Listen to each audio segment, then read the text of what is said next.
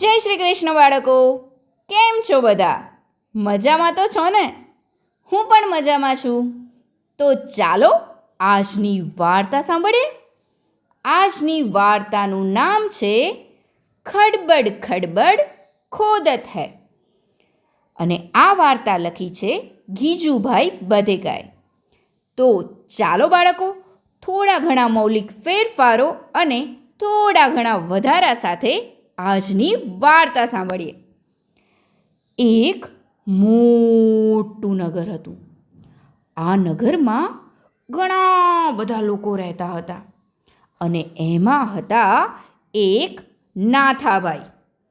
આ નાથાભાઈને કંઈ જ કહેતા કંઈ જ કામકાજ કરવું ગમે નહીં, એટલે એ કંઈ જ કામકાજ કરતા નહોતા અને એટલે જ એ ખૂબ જ ગરીબ હતા.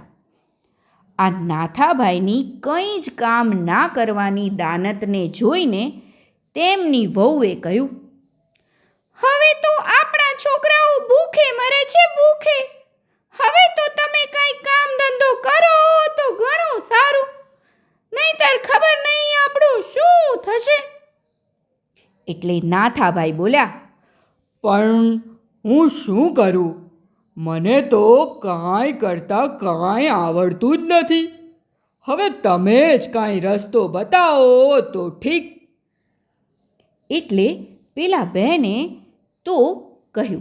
આ બહેન ઘણા ડાયા અને સમજુ હતા. એટલે બોલ્યા, લ્યો તો આ શ્લોક હું તમને મોઢે કરાવું છું, તે તમે કોઈ રાજા પાસે જઈને સંભળાવજો.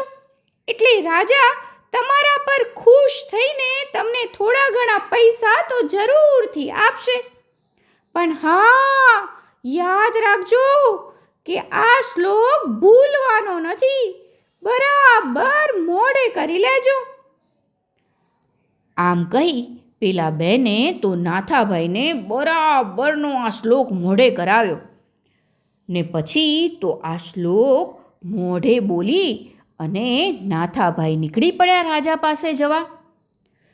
એ તો રસ્તામાં ચાલતા ચાલતા જતા હતા ત્યારે શ્લોક બોલતા બોલતા બોલતા જતા હતા. પણ ત્યાં જ રસ્તામાં એમણે જોયું તો ત્યાં ખડખડ ખડખડ ખડખડ વહેતા એક નદી માતા જતા હતા. આ નદીને જોઈને નાથાભાઈને તો નદીમાં છપછપ છપછપ છપછપ કરતા છપછપિયા કરવાનું અને નાહવાનું મન થઈ ગયું. એટલે એ તો નાહવા ધોવા અને પછી ત્યાં ભાથું ખાવા માટે ત્યાં જ રોકાવાનું વિચારી અને નદીમાં નાહવા પડ્યા. એટલું નાહ્યા કે નાતા નાતા નાથાભાઈ તો પોતાને મોઢે કરાવેલો શ્લોક સાવ કહેતા સાવ ભૂલી ગયા. નાઈ ધોઈને ભાતું ખાઈ ને નાથાભાઈ તો કિનારે બેઠા. કાંઠે બેસીને તો પેલો શ્લોક સંભાળવા લાગ્યા. કયો હતો શ્લોક? કયો હતો શ્લોક? પણ નાથાભાઈને તો કશુંય કહેતા કશુંય સાંભળે જ નહીં. એટલામાં તેમણે એક જળ કૂકડીને નદી કાંઠે કાંઈક ખોદતી જોઈ.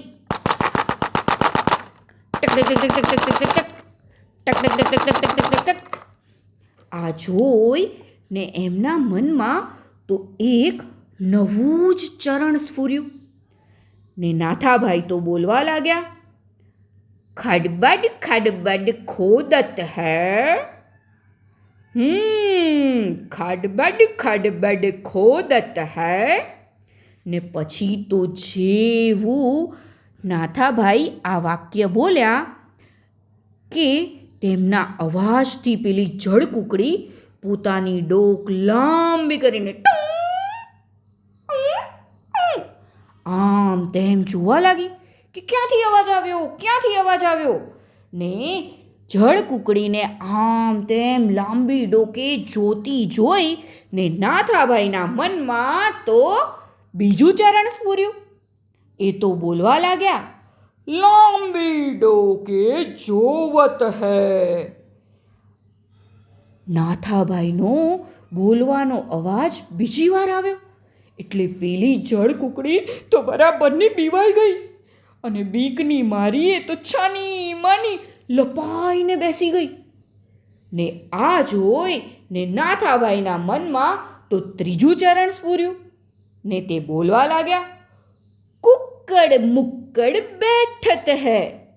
ને જેવો નાથાભાઈનો આવો બોલવાનો અવાજ આવ્યો કે પેલી જળ કુકડી તો ભાગી. અરે દોટ મૂકી એણે તો પાણીમાં અને પાણીમાં સર કરતી સરકી ગઈ. આ જોઈને નાથાભાઈના મનમાં તો ચોથું ચરણ સ્ફૂર્યું અને તે બોલ્યા, દડબડ દડબડ દોડત હૈ. ને આમ નાથાભાઈએ તો જે એમની આંખો સામે ઘટના બની હતી એના પરથી જ આ નવો શ્લોક બનાવી દીધો. તો બોલો બાળકો, આ નાથાભાઈ તો પેલા બહેને શીખવેલો શ્લોક ભલે ભૂલી ગયા હતા, પણ આ રીતે તેમણે એક નવી જ કવિતા હાથ લાગી ગઈ હતી. અને હવે તો નાથાભાઈએ આ જ જાણે કે શ્લોક ના હોય એમ એને બોલતા બોલતા આગળ ચાલવાનું શરૂ કર્યું. આગળ આગળ ચાલતા જાય અને પેલો જે શ્લોક એમણે શોધ્યો હતો એ બોલતા જાય. અને એ શ્લોક કયો હતો? ખડબડ ખડબડ ખોદત હૈ, લાંબી ડોકે જોવત હૈ, કુક્કડ મુક્કડ બેઠત હૈ, દડબડ દડબડ દોડત હૈ. અને ત્યાં તો ચાલતા ચાલતા એ એક નગરમાં આવી પહોંચ્યા. ને પછી તો નગરના રાજાની કચેરીમાં ગયા અને સભા વચ્ચે જઈને બોલ્યા છે નાથાભાઈ, ખડબડ ખડબડ ખોદત હૈ, લાંબી ડોકે જોવત હૈ, કુક્કડ મુક્કડ બેઠત હૈ, દડબડ દડબડ દોડત હૈ. આ સાંભળી ને રાજાજી અને બધા જ દરબારીઓ તો દંગ રહી ગયા. આ કવિતામાં તો કોઈને કાંઈ જ કહેતા કાંઈ જ ખબર પડી નહીં. એટલે રાજાએ તો આ વિચિત્ર કવિતાને લખાવી દીધી.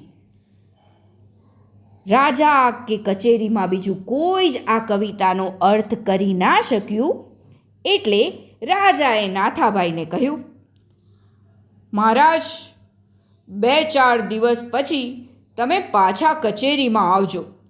ત્યાં સુધી તમારા અતિથિ સત્કારનો અમને લાભ આપો. અમે તમારી કવિતાનો જવાબ તમને પછીથી આપીશું. આમ કહી ને રાજાજીએ તો એમના રહેવાની સગવડ કરી આપી.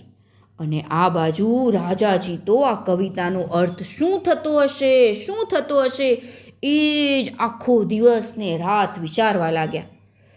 રાજાએ તો નાથાભાઈની આ કવિતા પોતાના સૂવાના ઓરડામાં જ લખાવી દીધી. ને પછી તો આ કવિતાનો અર્થ વિચારવા રાજાજી રોજ રાતના 12 વાગે ઉઠે ને નિરાંતે એકાંતમાં જ્યાં ક્યાંય કોઈ અવાજ ના હોય એવી રીતે એક એક લીટી બોલતા જાય અને એના અર્થનો વિચાર કરતા જાય. એક એક લીટી બોલે ને અર્થનો વિચાર કરે, પણ તોય હજી સુધી રાજાજીને એનો અર્થ સમજાયો નહોતો. 1 દિવસ ગયો, 2 દિવસ ગયા અને ત્યાં 3જા દિવસે બન્યું એવું કે એક રાત્રિએ 4 ચોર રાજાના મહેલમાં ચોરી કરવા નીકળ્યા. તેઓ તો રાજાના મહેલ પાસે જઈ ને ચોરી કરવાના ઈરાદાથી મહેલ પાસે ખોદવા લાગ્યા. ખડબડ ખડબડ ખડબડ ખડબડ. અને તે જ વખતે બરાબરના રાતના 12 વાગ્યા હતા. અને રાજા તો તેમના નિયમ પ્રમાણે 12 વાગે પેલી કવિતાની પહેલી લીટીને અર્થનો વિચાર કરવા માટે મોટેથી ગાવા લાગ્યા. અને કઈ હતી બાળકો એ પહેલી લીટી? હા કે ખડબડ ખડબડ ખોદત હૈ. જેવો આ અવાજ પેલા ચોરોના કાને પડ્યો કે બધા જ ચોર આ સાંભળીને વિચાર કરવા લાગ્યા, રાજા તો જાગતા લાગે છે અને આ આપણા ખોદવાના અવાજને સાંભળીને જ તેમણે આવું કહ્યું હશે. તેથી આ 4 ચોરમાંથી એક ચોર ફટફટ કરતા ઉપર ચડ્યો અને રાજાના ઓરડાની બારીએ જઈને જોવા લાગ્યો કે રાજા જાગે છે કે સૂતા છે એ બાબતની ખાતરી કરી લઉં. અને એના માટે પેલા ચોરે લાંબી ડોક કરીને બારીમાંથી આમ તેમ ઓરડામાં જોવા લાગ્યું અને ત્યાં તો રાજા પેલી બીજી લીટી બોલ્યા. કઈ હતી બીજી લીટી? હા, લાંબી ડોકે જોવત હૈ. આ સાંભળી પેલો ચોર તો ગભરાઈ જ ગયો અને બારીમાંથી જોતો હતો એની જગ્યાએ ફટ કરતા નીચે ઉતરી ગયો. અને હવે તો એને પૂરેપૂરી ખાતરી થઈ ગઈ કે જરૂરથી આ રાજા જાગે જ છે. અને એટલું જ નહીં, પણ આ રાજાને પોતે બારીમાંથી ડોક લંબાવીને જોતા પણ જોઈ લીધા લાગે છે. એટલે તે તો ફટાફટ નીચે ઉતરી ગયો અને બીજાઓને છાના માના બેસી જવાની નિશાની કરી અને બધાય ચોર છાના માના ઉડવાઈને બેસી ગયા. ત્યાં તો વળી રાજા ત્રીજી લીટી બોલ્યા. કઈ હતી ત્રીજી લીટી? હા, કે કુક્કડ મુક્કડ બેઠત હૈ. આ સાંભળીને ચોરોને થયું કે હવે તો ભાઈ ભાગો જ ભાગો. આ રાજા તો બધું જ જાણે છે અને બધું જ જુએ પણ છે. હવે ભાગો, નહીંતર જરૂરથી પકડાઈ જઈશું અને માર્યા પણ જઈશું. એટલે તેઓ તો બીકના માર્યા એકદમ દોડવા જતા હતા. ત્યાં જ રાજાએ ચોથી લીટી ઉચ્ચારી. કઈ હતી ચોથી લીટી? હા, કે દડબડ દોડત હૈ. ને પછી તો આ ચોરો તો ઊભી પૂંછડીએ ભાગી ગયા. પણ છે ને બાળકો, હવે બન્યું હતું એવું કે આ ચોરો કોઈ બહારના ચોર નહોતા. આ ચોરો તો રાજાના જ દરવાનો હતા. તેઓ રાજાના ચોકીદારો હતા. પણ તેમની દાનત બગડેલી, તેથી ચોરી કરવાનો તેમણે વિચાર થયેલો. આવી દાનત તો કાંઈ બગાડાતી હશે? બોલો ને બાળકો, બગાડાય કદી દાનત? કદી કોઈના એ પર ના જ બગાડાય. પણ આ દરવાનો તમારા જેવા સમજુ થોડી હતા. એટલે ચોરો તો ભાગ્યા અને ઘરે જતા રહ્યા. પણ બીજે દિવસે કચેરી ભરાઈ ત્યારે તેઓ તો કચેરીમાં ગયા નહીં. તેમના મનને તો એમ જ હતું કે નક્કી રાજાજી બધું જાણી ગયા છે અને પોતાને ઓળખી પણ લીધા છે. એટલે જો હવે કચેરીમાં જશું તો આપણી આઈ જ બનશે. ને આ બાજુ કચેરીમાં દરવાનોને ના જોઈ ને રાજાજીએ પૂછ્યું, આજે દરવાનો કેમ નથી આવ્યા? કોઈ પાસે જવાબ નહોતો. એટલે રાજાજીએ તો દરવાનોને તેડવા માટે 2 સિપાહીઓને મોકલ્યા. એટલે દરવાનોએ તો ના છૂટકે કચેરીમાં આવવું પડ્યું. રાજાજીને પ્રણામ કરીને કચેરીમાં ઊભા રહ્યા. એટલે રાજાએ પૂછ્યું, બોલો, આજે તમે કચેરીમાં કેમ નહોતા આવ્યા? શું કારણ છે તમારા ના આવવાનું? પેલા દરવાનો તો થરથર ધ્રુજવા લાગ્યા. તેમને તો ખાતરી હતી કે રાજા બધી જ વાત જાણી ગયેલ છે. એટલે ખોટું બોલશું તો વધારે માર્યા જશું. અને એમ ધારીને તેમણે તો રાત્રે જે ઘટના બની હતી તેની બધી જ વાત રાજાજીને કહી દીધી. રાજા તો આ બધું સાંભળીને બરાબરના વિસ્મય પામી ગયા. તેમને થયું કે આ તો પેલા નાથાભાઈની કવિતાનો જ પ્રતાપ છે. અરે, આ કવિતા તો ભારે ચમત્કારી છે.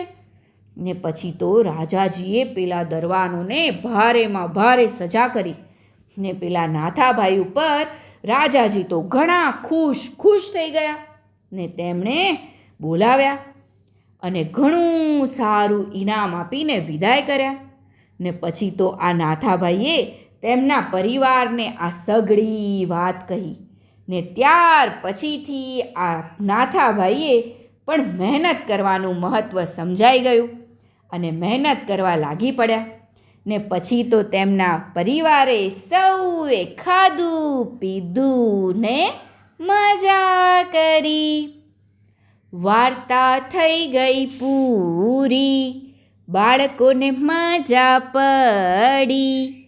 ચાલો જઈએ પોઢી, નિંદર આવી પહોંચી. રવિવારે મળીશું ફરી, વાર્તા લઈને નવી. તો ચાલો બાળકો આજનું ઉખાણું સાંભળીએ. નાનેથી હું મોટું થાવ, રંગબેરંગી પાંખો લગાવ. હવાની લહેરોમાં તરતું જાઉં, ફૂલો સંગે વાતો કરતું જાઉં. તો બોલો બાળકો, કોણ છું હું? આ ઉખાણાનો જવાબ તમે મને જરૂરથી મોકલાવજો. હું તમારા જવાબની રાહ જોઈશ. આવજો બાળકો. જય શ્રી કૃષ્ણ. નમો નમઃ.